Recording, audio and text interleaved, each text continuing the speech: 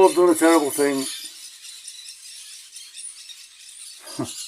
Thing is, it's been raining all morning, so I had no choice but to just get back in my bed, in a mosquito net to be more precise, and listen to the raindrops on the tin roof.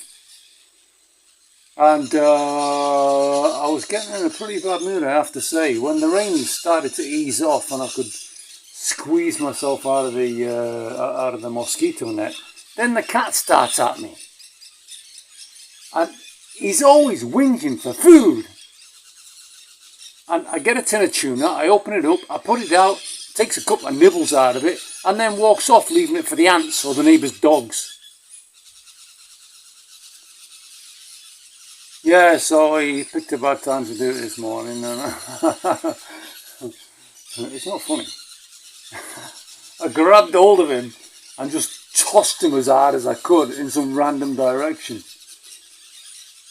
And what's happened is he's gone and landed on a beam that was part of the construction of my house. And this beam's suspended about 2 feet off the ground. So he twisted round like cats do, ready for a landing on all 4 paws. But unfortunately, the front paws were on one side of the beam, the back paws were on the back side of the beam. So he's landed on his stomach and his ribs on the beam, and then spun round and fell another 2 foot to the ground, and then ran off. Ran off to the undergrowth. And the thing is, he was either thinking, what's wrong with that psycho? He's only asking for some food. And the next thing, I'm flying through the air with the greatest of ease.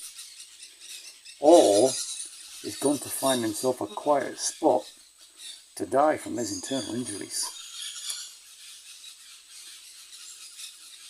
It brings to mind religion. You see, the thing is, if I was a Christian, for example, I could pray to God now, and I could pray for forgiveness, I could pray for the cat's safety, and I could pray that the cat returns to me, and promise to God that I will never do it again. Which I won't. I probably will do it again, actually, because that cat drives me mad. But, anyway, that's beside the point. The fact is, I'm not a Christian, you see, so I've got all this anguish built up inside me, and because I'm an atheist, I've got no one to pray to. I've just got to deal with it myself. The whole debate about does God exist or not is just all wrong, because I don't believe in God in the same way as I don't like Brussels sprouts. It's not a choice. I don't choose not to believe in God. It's just not something I believe in. I'm not going to wake up tomorrow morning and decide that I like Brussels sprouts. And neither am I going to wake up tomorrow morning and decide that I believe in God. It's not going to happen. Believe me. And I've been involved in religious debates with Peruvians while I've been here, and foreigners. Debates not instigated by me, I would add. So I don't want to get involved in these frickin' debates.